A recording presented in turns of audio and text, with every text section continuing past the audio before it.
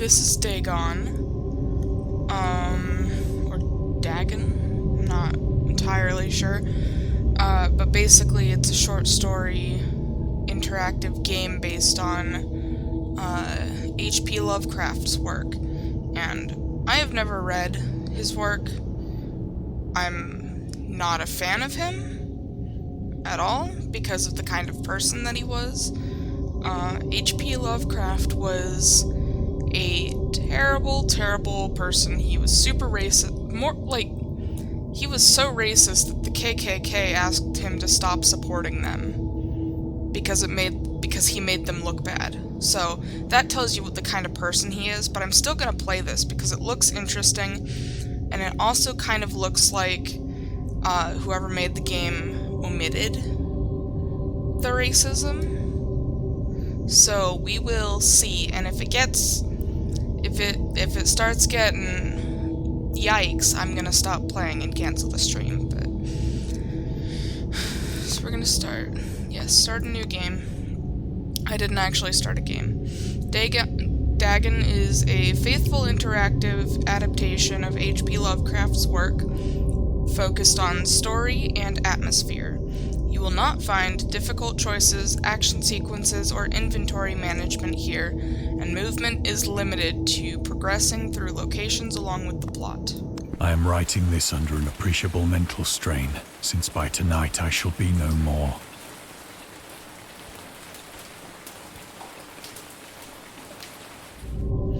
During the game, you will encounter interactive elements. Some of them will allow you to continue your journey. Others reveal interesting facts about the original short story, its historical background, and the author. Some of the trivia is hidden. In order to find these secrets, focus your eyes and look for the Elder sign. So it looks like focusing is the right-click button. You can also access all the found facts later. They will be available in the main menu. Okay. I can't move, but I can... Penniless, and at the end of my supply of the drug which alone makes life endurable, I can bear the torture no longer, and shall cast myself from this garret window into the squalid street below. It sounds like that's a trigger warning for suicide.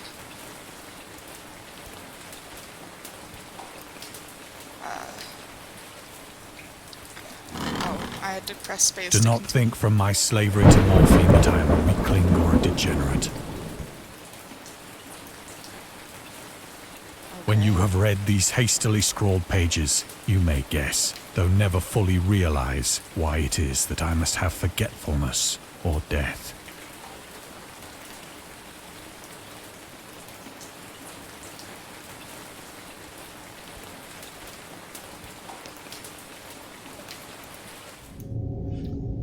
Morphine. Morphine entered into the use in 19th century and was routinely administered to treat severe pain during the American Civil War, 1861 to 1865, and World War I, 1914 to 1918. It was also sold without restrictions until 1914. Morphine became more popular after the invention of the hypodermic syringe around 1854. Friedrich Sertner, who first isolated the substance, originally named it morphium, after Morpheus, the Greek god associated with dreams. At the time when Dagon was published, morphine abuse, known as soldier's disease, was already posed a big problem in the United States.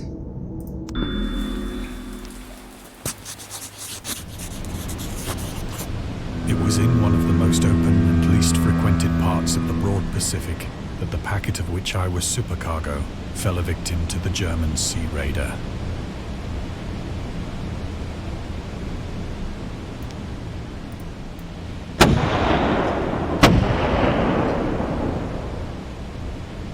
The Great War was then at its very beginning, and the ocean forces of the Hun had not completely sunk to their later degradation, so that our vessel was made a legitimate prize, whilst we of her crew were treated with all the fairness and consideration due us as naval prisoners.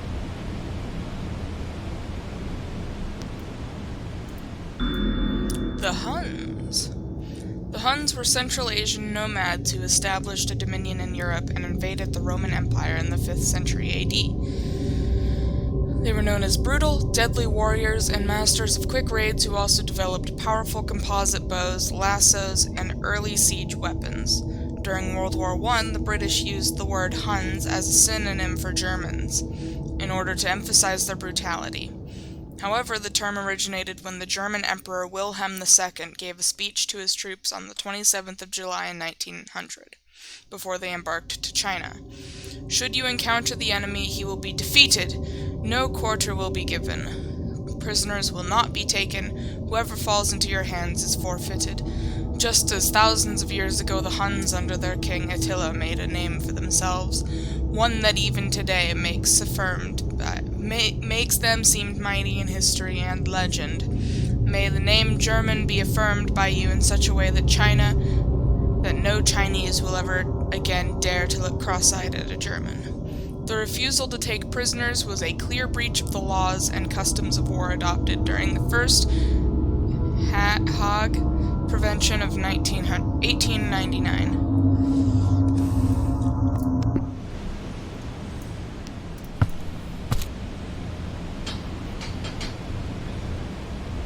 So liberal, indeed, was the discipline of our captors, that 5 days after we were taken, I managed to escape alone in a small boat with water and provisions for a good length of time.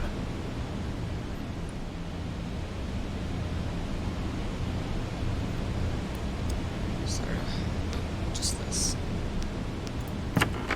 Looks like those are my provisions. When I finally found myself adrift and free, I had but little idea of my surroundings. Never a competent navigator, I could only guess vaguely by the sun and stars that I was somewhat south of the equator. Of the longitude, I knew nothing, and no island or coastline was in sight.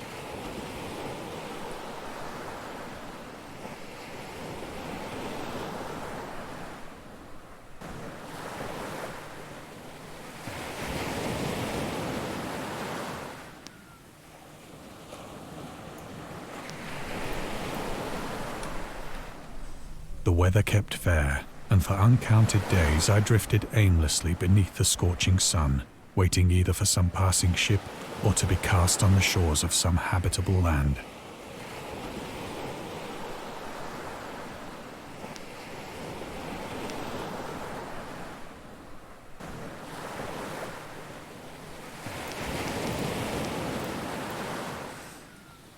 But neither ship nor land appeared, and I began to despair in my solitude upon the heaving vastness of unbroken blue. The change happened whilst I slept. Its details I shall never know, for my slumber, though troubled and dream-infected,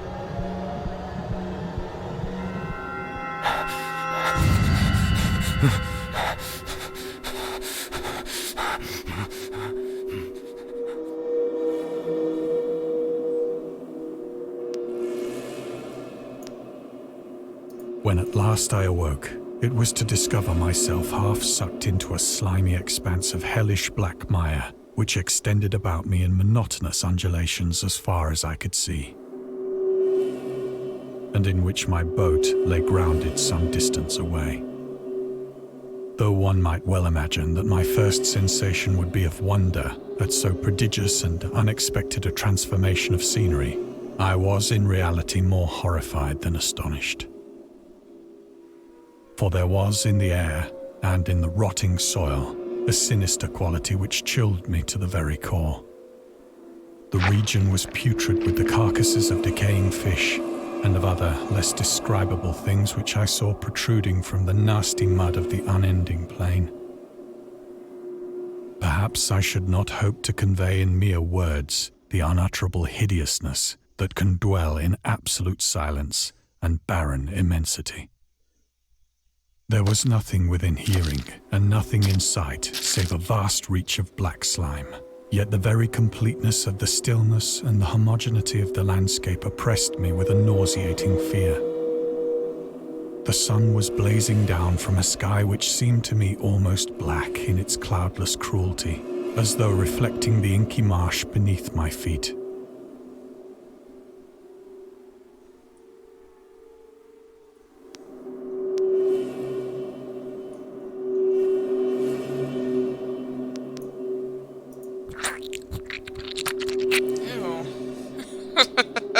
As I crawled into the stranded boat, I realized that only one theory could explain my position.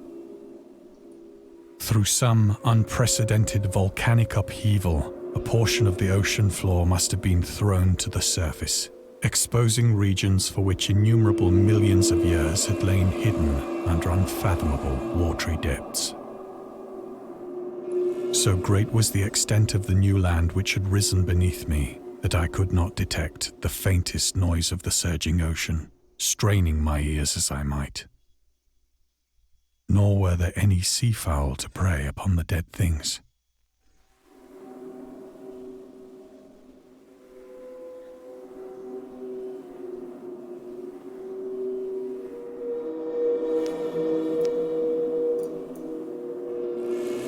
For several hours I sat thinking or brooding in the boat, which lay upon its side and afforded a slight shade as the sun moved across the heavens. As the day progressed, the ground lost some of its stickiness and seemed likely to dry sufficiently for traveling purposes in a short time. That night I slept but little, and the next day I made for myself a pack containing food and water, preparatory to an overland journey in search of the vanished sea and possible rescue.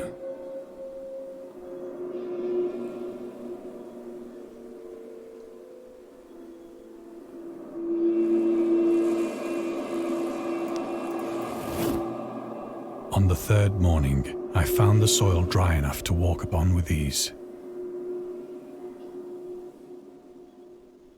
The odor of the fish was maddening, but I was too much concerned with graver things to mind so slight an evil, and set out boldly for an unknown goal.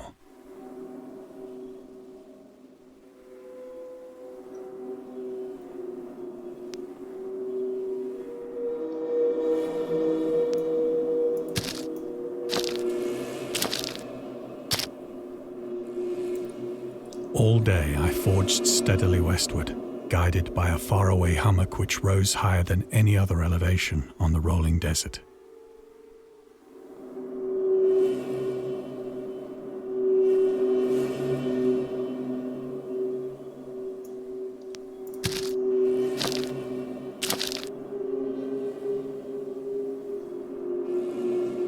Well, there's a whale. Maybe a set of... That might be a king crab. Or, not a king crab, it's a... Maybe it is a king crab, I don't remember. It's the one with the freakishly long legs. That night, I encamped, and on the following day still travelled toward the hummock, though that object seemed scarcely nearer than when I had first espied it.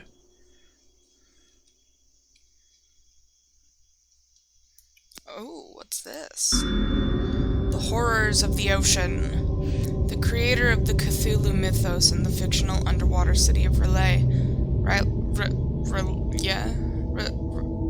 don't know. I'm gonna say Relay, although that's probably a terrible pronunciation. Was convinced that life could not exist at the bottom of the ocean because the water pressure would make it uninhabitable. Today we know that the darkest depths of the ocean are home to many peculiar organisms, the deepest dwelling fish we have discovered so far. The Mariana snailfish can live about 8,000 meters, more than 26,000 feet below the ocean's surface, in never-ending darkness and at hellishly crushing pressures, hundreds of times stronger than those found at sea level. Upon glancing at the modern photos of deep-sea creatures, such as the anglerfish, the fangtooth, or the viperfish, and their truly Lovecraftian characteristics, it's hard not to find some irony in this.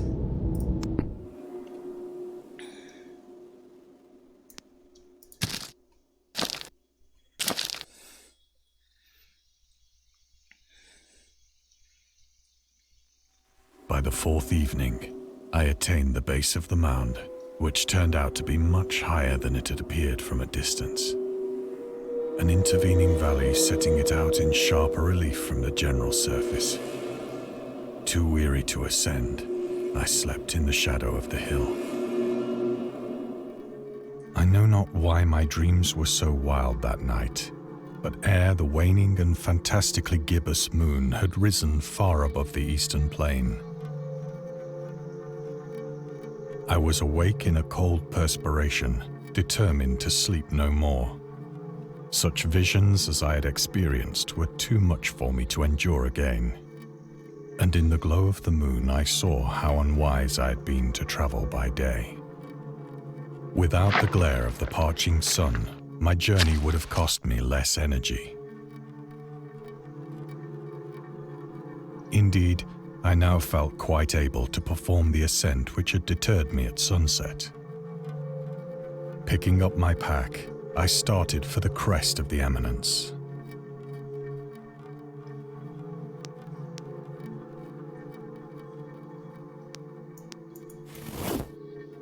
I have said that the unbroken monotony of the rolling plain was a source of vague horror to me. But I think my horror was greater when I gained the summit of the mound and looked down the other side into an immeasurable pit or canyon, whose black recesses the moon had not yet soared high enough to illumine. I felt myself on the edge of the world, peering over the rim into a fathomless chaos of eternal night. Through my terror ran curious reminiscences of Paradise Lost and of Satan's hideous climb through the unfashioned realms of darkness. As the moon climbed higher in the sky, I began to see that the slopes of the valley were not quite so perpendicular as I had imagined.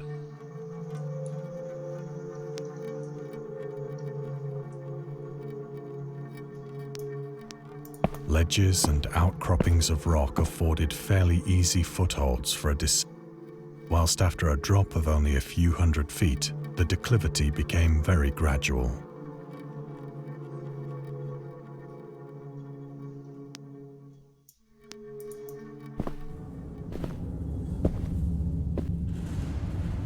Urged on by an impulse which I cannot definitely analyze, I scrambled with difficulty down the rocks and stood on the gentler slope beneath, gazing into the Stygian deeps where no light had yet penetrated. All at once, my attention was captured by a vast and singular object on the opposite slope, which rose steeply about 100 yards ahead of me. An object that gleamed whitely in the newly bestowed rays of the ascending moon.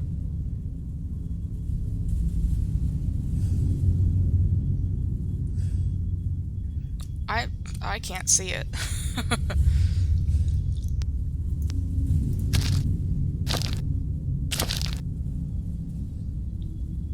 Oh. That it was merely a gigantic piece of stone, I soon assured myself. But I was conscious of a distinct impression that its contour and position were not altogether the work of nature.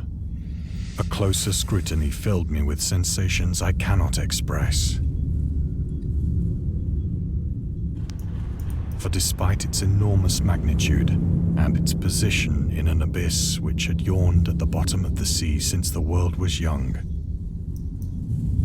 I perceived beyond a doubt that the strange object was a well-shaped monolith, whose massive bulk had known the workmanship and perhaps the worship of living and thinking creatures. Dazed and frightened, yet not without a certain thrill of the scientist's or archaeologist's delight, I examined my surroundings more closely.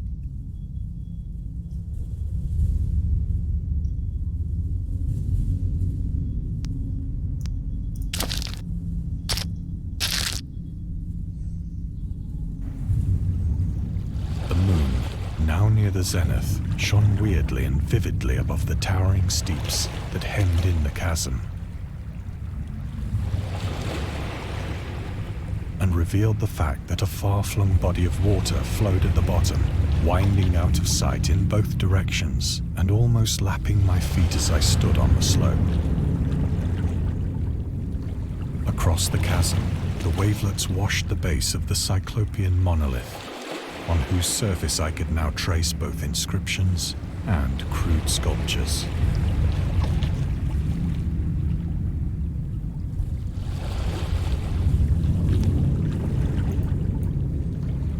The writing was in a system of hieroglyphics unknown to me and unlike anything I'd ever seen in books, consisting for the most part of conventionalized aquatic symbols such as fishes, eels, octopi, crustaceans, mollusks, whales, and the like. Several characters obviously represented marine things which are unknown to the modern world, but whose decomposing forms I had observed on the ocean-risen plain.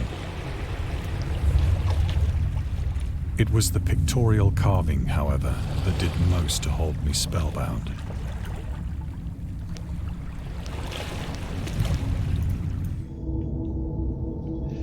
Dagon contains many themes and storytelling methods that Lovecraft developed in his later works, such as telling the story through carvings, At the Mountains of Madness, The Nameless City, journals and characters' notes, The Shadow Out of Time, The Haunter of the Dark, islands emerging from the ocean, The Call of Cthulhu, or fictional beings and deities based on real events and mythologies, or Mi-Go in The Whisper of Darkness.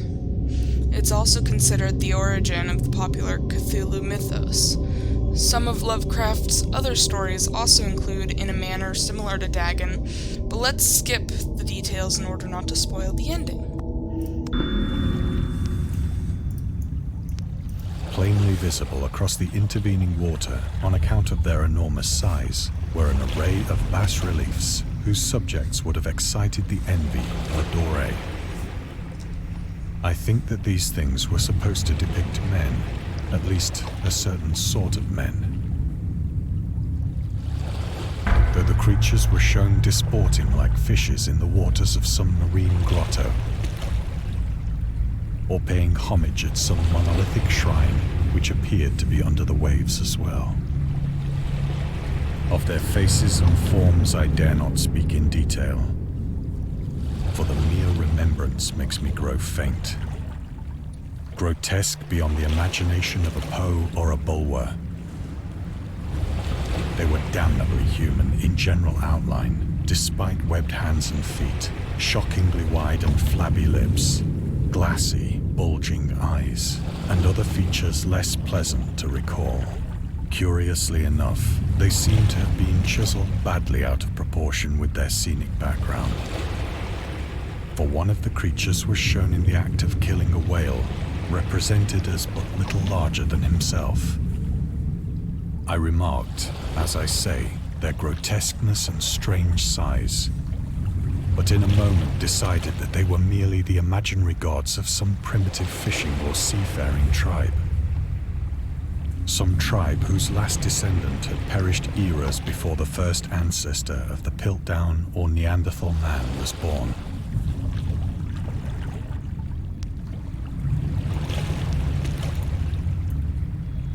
Awestruck at this unexpected glimpse into a past beyond the conception of the most daring anthropologist, I stood musing whilst the moon cast queer reflections on the silent channel before me. Then, suddenly, I saw it. With only a slight churning to mark its rise to the surface, the thing slid into view above the dark waters. And loathsome, it darted like a stupendous monster of nightmares to the monolith, about which it flung its gigantic scaly arms, while it bowed its hideous head and gave vent to certain measured sounds. Oh, did he pass out? Then, Did you pass out? of my frantic ascent to the sloping cliff, and of my delirious journey back to the stranded boat, I remember little.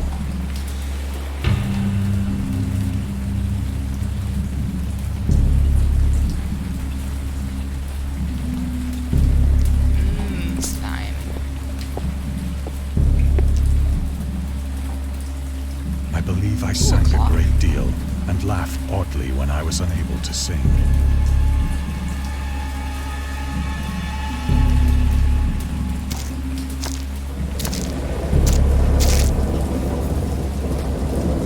I have indistinct recollections of a great storm sometime after I reached the boat.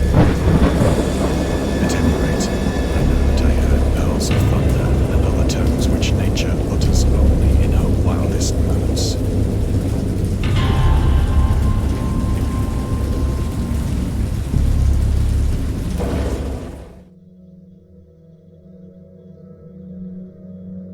When I came out of the shadows, I was in a San Francisco hospital, brought thither by the captain of the American ship which had picked up my boat in mid-ocean. In my delirium, I had said much, but found that my words had been given scant attention. Of any land upheaval in the Pacific, my rescuers knew nothing. Nor did I deem it necessary to insist upon a thing which I knew they could not believe.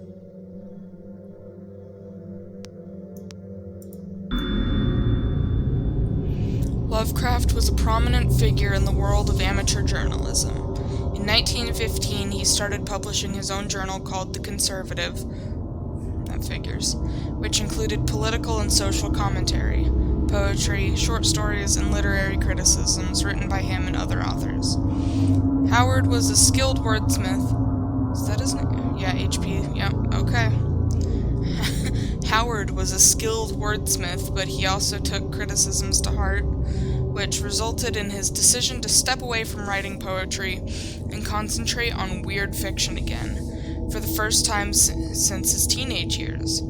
Dagon, published in 1917, is one of the short stories written during that period.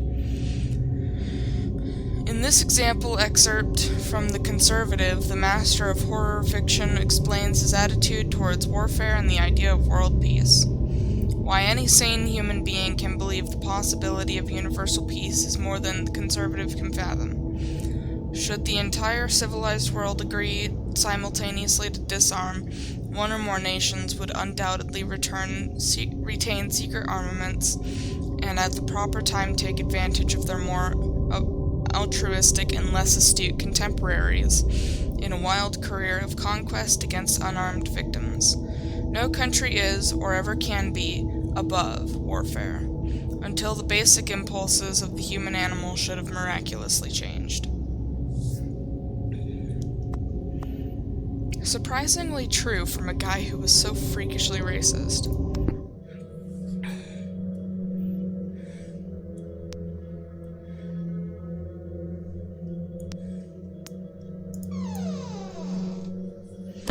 Oh, okay, come in! Once I sought out a celebrated ethnologist and amused him with peculiar questions regarding the ancient Philistine legend of Dagon, the fish god.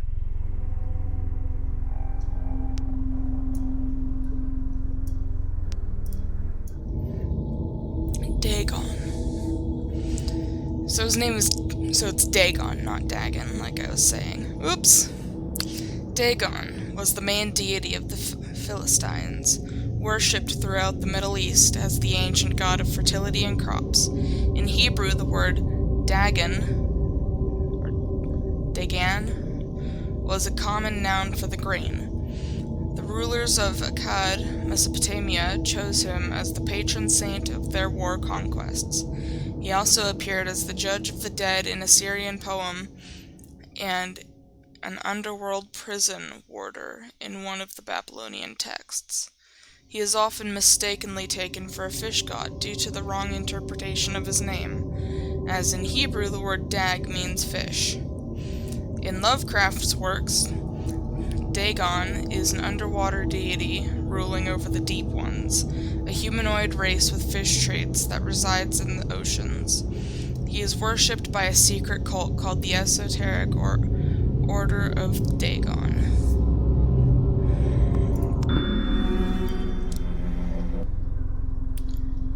Is there any other trivia? Trivia, please. No? Okay. Guess we're continuing the story. But soon perceiving that he was hopelessly conventional, I did not press my inquiries.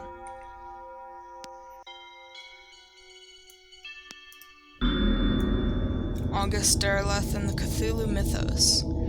August Derleth was an American writer and anthologist. He also befriended Lovecraft and published many of his works through his company, Arkham House. Although he greatly contributed to the popularization of the author's works after his death, he is surrounded by numerous controversies. One of his most questionable decisions involved introducing the good versus evil doctrine. Derleth was a devout Catholic to the Cthulhu mythos, which contrasted with Lovecraft's view of the world and his approach to cosmic horror. As a result, the author's works were often misunderstood and misinterpreted in today's culture. Sorry. It's also worth noting that Lovecraft was never really interested in creating a mythology, and the term Cthulhu mythos was coined by Derleth after the author left the mortal plane. That's quite a way to say that. Alright, no more lore or history facts. Nope. Alrighty. Are you... what the hell? Don't do this to me.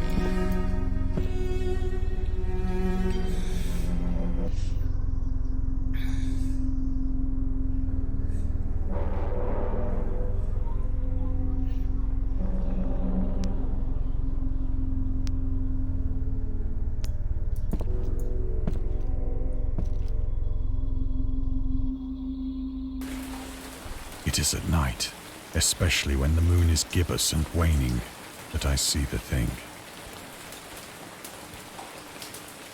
Looks like there's a lot of sea foam or maybe saliva on the walls. I tried morphine, but the drug has given only transient surcease and has drawn me into its clutches as a hopeless slave. So now I am to end it all, having written a full account for the information or the contemptuous amusement of my fellow men.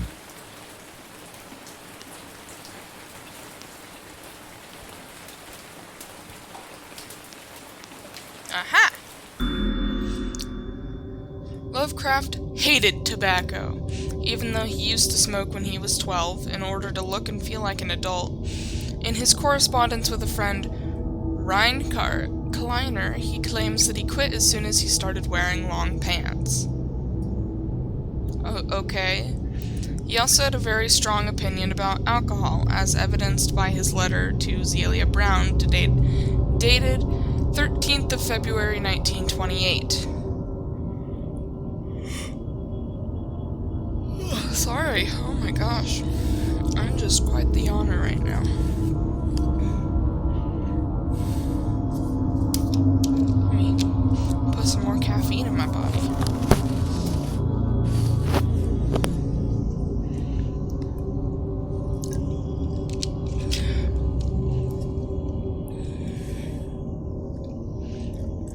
As for the matter of drinking, I have never tasted intoxicating liquor, and I never intend to. Having a strong aesthetic disgust at anything which blunts or coarsens the delicate natural equipoise of the evolved human intellect and imagination. Drinking excited my personal repugnance, hence I don't drink. Let the herd do what they will. I am rather in favor of prohibition, the prohibition of anyone antisocial force as well as of any other. That is from The Spirit of Revision, Lovecraft's Letters to Zelia Brown, Reed Bishop. I guess I'm taking morphine? Often, I ask myself if it could not all have been a pure phantasm. Like I said at the beginning, trigger warning, this is probably gonna have him committing suicide. Because, I mean, it's cosmic horror. He's A mere freak of fever, as I lay sun-stricken and raving in the open boat after my escape from the German man of war.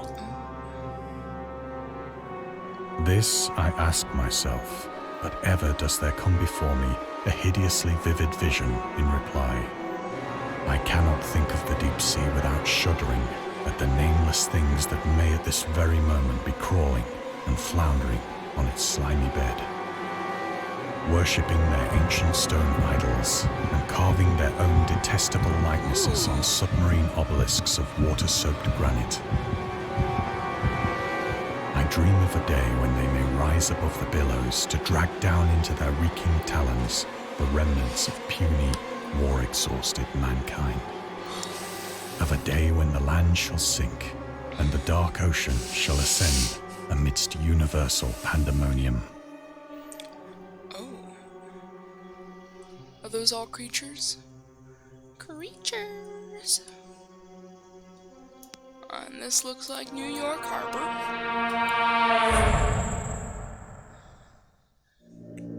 The end is near. Oh yeah? What the Sir, I think you've got a problem. I hear a noise at the door, as of some immense slippery body lumbering against it. That's not the door. No, wait, that is the door. It's kind of hard to tell because it's dark. Oh, he's put a thing against the door. I see.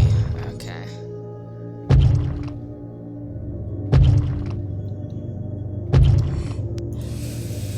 It shall not find me. But I think it will. What, you thought a dresser would stop it? It's a thing. God, that hand! Oh, a hand. I'm sorry. The window! The window! Oh no, not the window.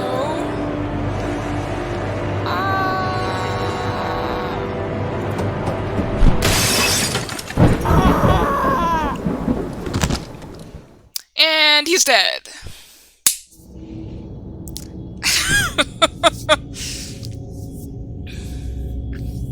Okay.